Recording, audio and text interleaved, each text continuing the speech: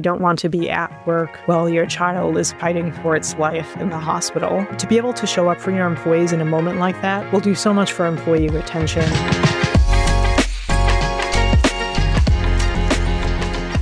Welcome to the TroopHR Podcast. I'm your host, Taylor Bradley.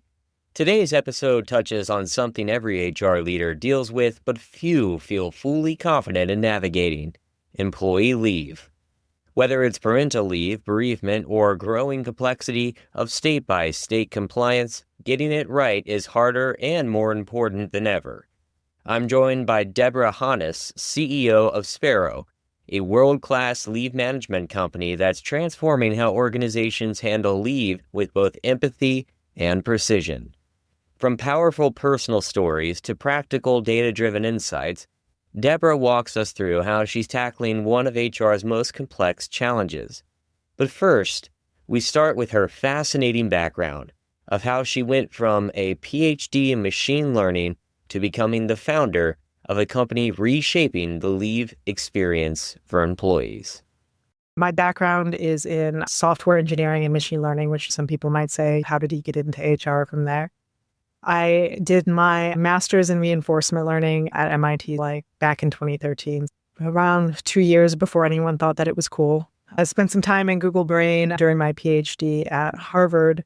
And then there was this 6-month period where 6 of my friends went out on some kind of leave: parental leave, medical leave, caregiving leave. All of them struggled with the paperwork, the process, the timing. Half of them ended up struggling to even figure out how to get paid properly after spending hours on hold with state agencies and hours with their HR teams. We started looking more into how HR is managing the process, and we found that in a lot of ways, managing leave is even more painful for HR than it is for the employee, just because in the last 10 years, there's been all this interest in federal paid leave. But so far, instead of things getting passed at the federal level, which all of the paid programs are getting passed on the state level, the city level, the county level. So for HR teams with any sort of distributed workforce, this has really just become like an absolutely insurmountable problem, staying on top of everything. And it seemed like something that should really be able to be solved by technology. Like on some level, fundamentally, it's making sure that the right people have the right information at the right time throughout a complicated process. And so that's where Sparrow started, is really trying to be the glue and connection throughout the broad ecosystem that touches leave and making sure that everyone has the right information when they need it. So we started doing that in 2018 is when we started.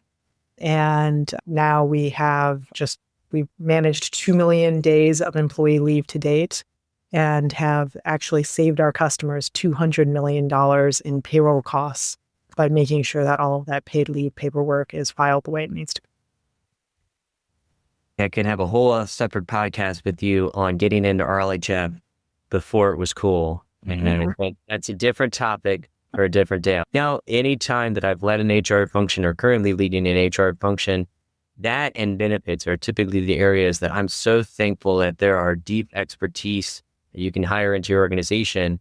But I've traditionally leveraged companies like yours.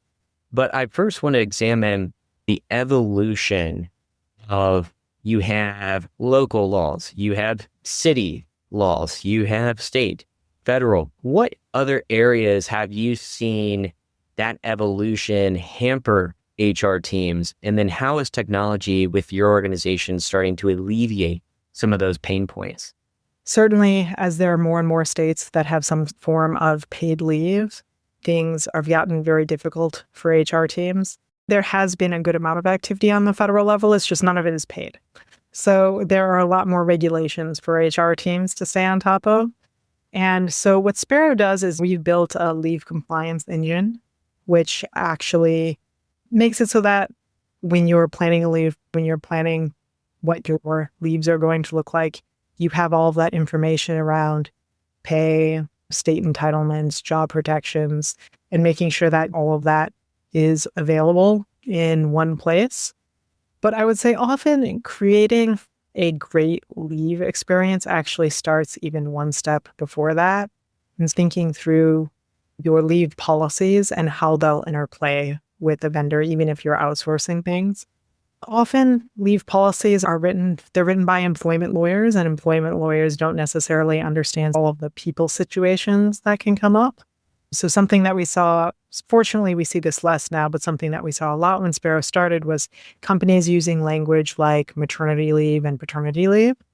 If you do that, if you tie that gender to leave, that you can easily end up in a situation where two women who have a child together have twice as much leave as two men who have a child together, which certainly is not something that anyone ever intended. The employment lawyers weren't necessarily thinking of non-traditional families at the time that wrote their templated policies. One of the things that using a vendor like Sparrow can do is it really allows you to see in advance and prepare for those one in 1,000 cases that might come up. I would say certainly non-traditional families are not even a rare case anymore, really, but it will also help you see these cases that are a little more like 1 in 1,000, 1 in 10,000, and see around corners to be able to prepare for those, to make sure that your leave policy will actually manage that situation in the way that you intend, no matter how difficult it gets.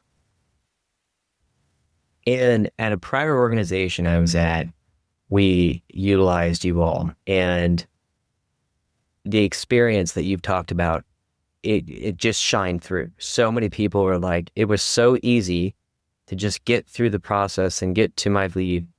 And that was the big upside for us. That's one of the reasons we did it. Compliance is an important piece.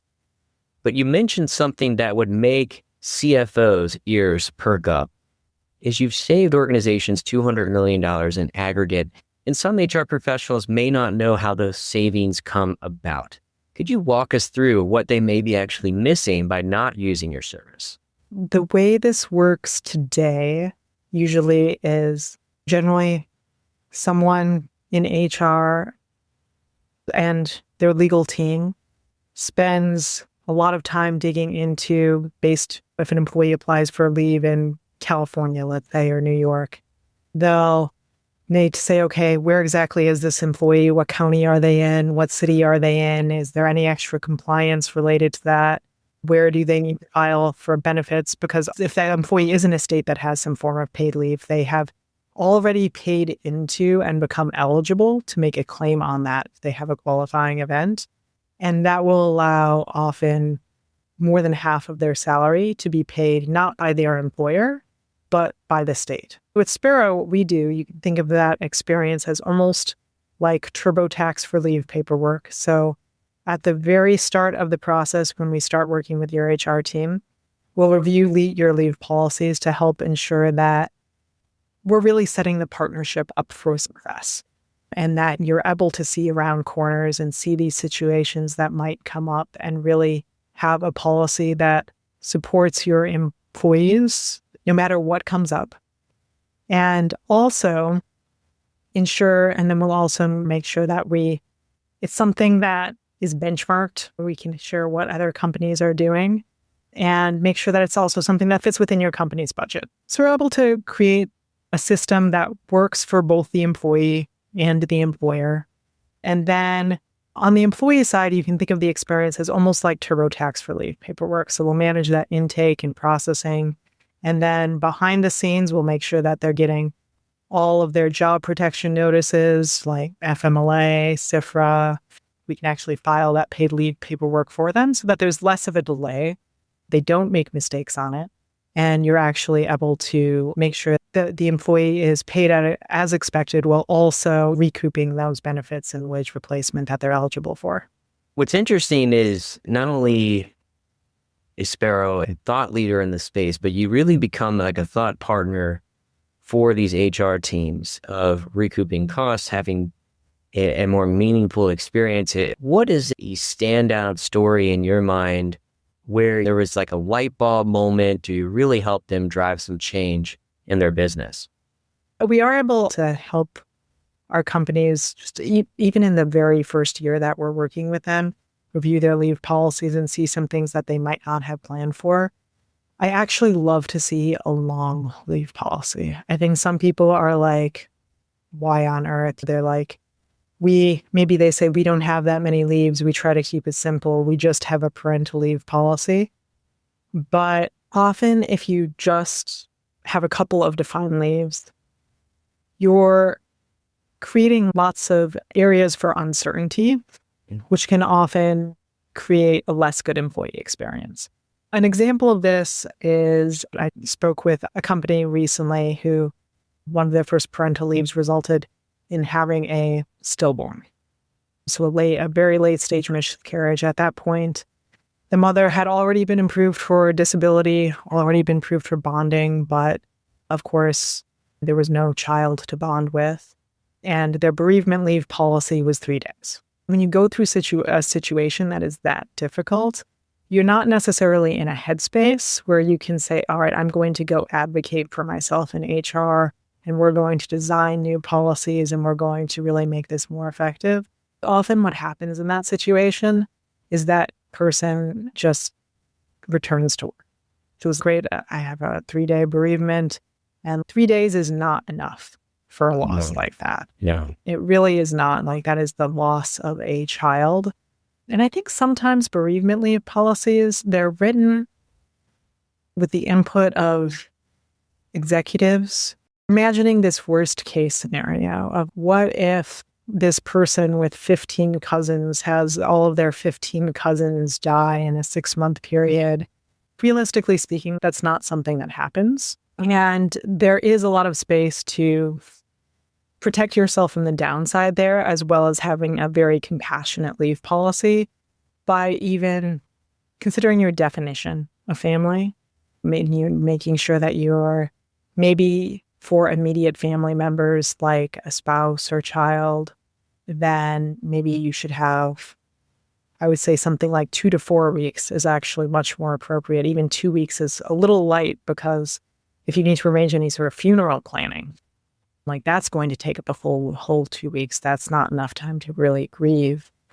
Just think thoughtfully about how that leave policy will actually be used. And in the case of a stillborn, if you have a generous enough bereavement policy, you can clarify, like, okay, you have time for medical recovery, and then you also have time for bereavement. Seeing around the corner and thinking through some of these situations in advance can really just be so incredibly impactful, both from an employee experience perspective, so they don't feel like they need to go with a PowerPoint for why they need more leave. They actually can just take a look at the leave policy and say, okay, this is something my employer has thought about, and this is what I know, and this is what I can plan for. Another two other leaves actually that I fall into the category of the unexpected that I always really encourage our employers to have are safe leave and NICU leave. A NICU leave is just, it accounts for more of the unexpected. You know, often a parental leave is only 12 to 16 weeks. And I would say that is, looking at the benchmark data, that is normal and generous for the broad swath of the market.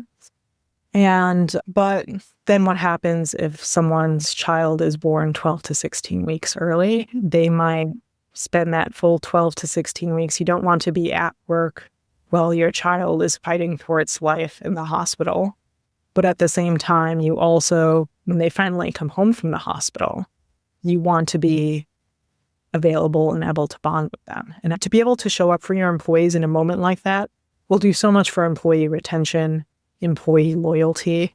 A similar one is safe leave. This is it's required in, I think, 15 states now, but really I would say everyone should have it, which all it does is it just says that every state has some sort of required sick leave. And all it says is you can use that sick leave to manage your personal safety. It was written explicitly for, I think, with more domestic violence situations in mind. When you're having a domestic violence situation, certainly you don't want to go to HR who may have met your abuser at the most recent holiday party. You don't want to go to them and really say why you're going. Realistically, there still is a lot of stigma around that.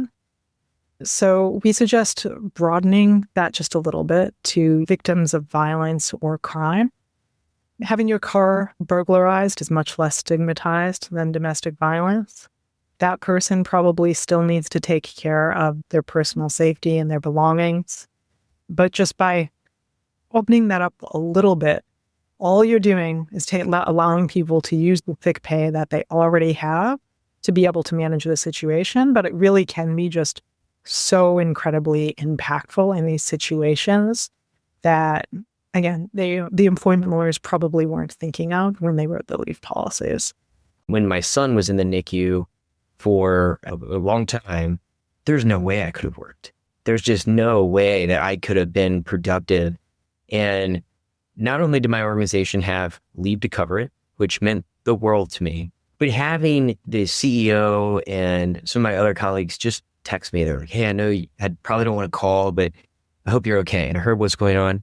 That meant a lot, right? I was open with the team, what was going on. So it wasn't that someone was like sharing inappropriate information, but it meant the world to me. And that's where loyalty and trust comes from. And another point you made that is brilliant is executives optimize for a 3 or 4 deviation event from the mean of this could happen, right? Yes, that could happen, but the likelihood is very small, right? No. Most folks that I've experienced that use leaves, use them appropriately, use them effectively, and they're entitled to it.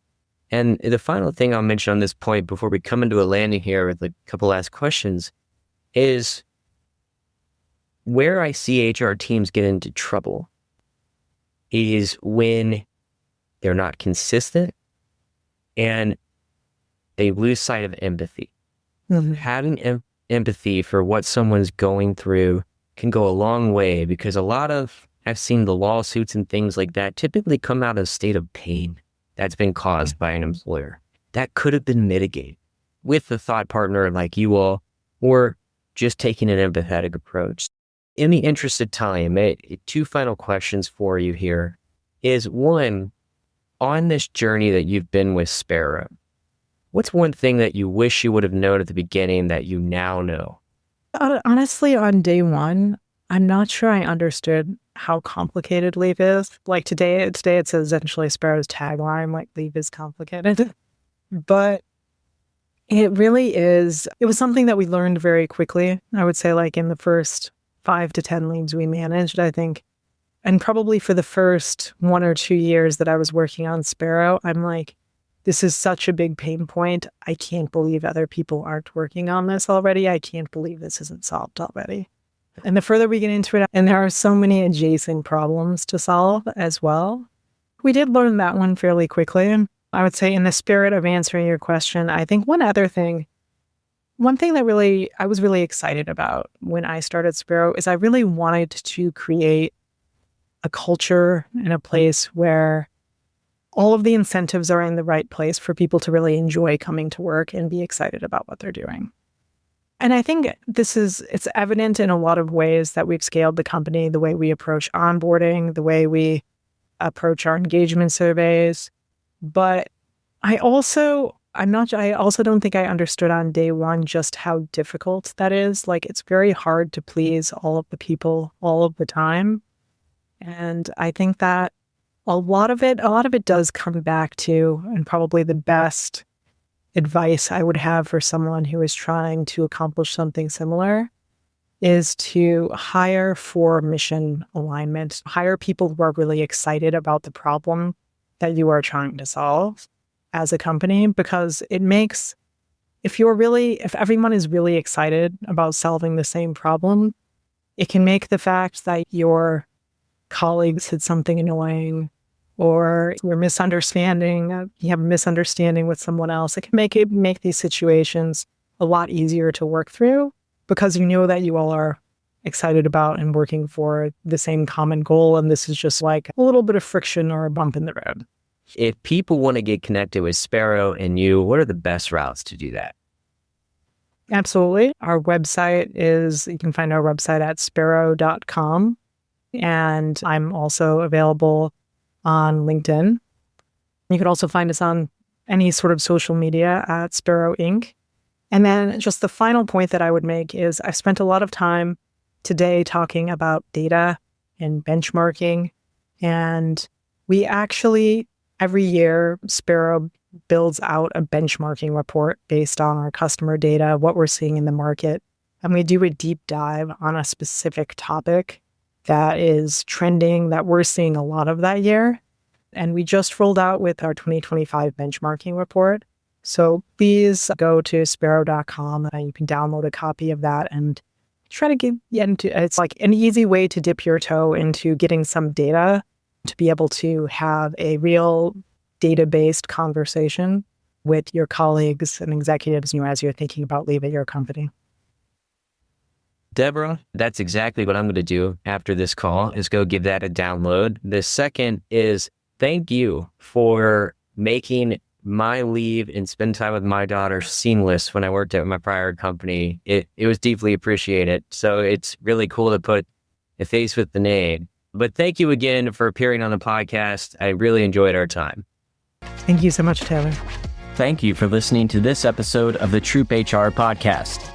If you enjoyed this episode, we encourage you to subscribe and leave a 5-star rating. If you would like to learn more about our community, please visit TroopHR.com. In the meantime, keep living the dream.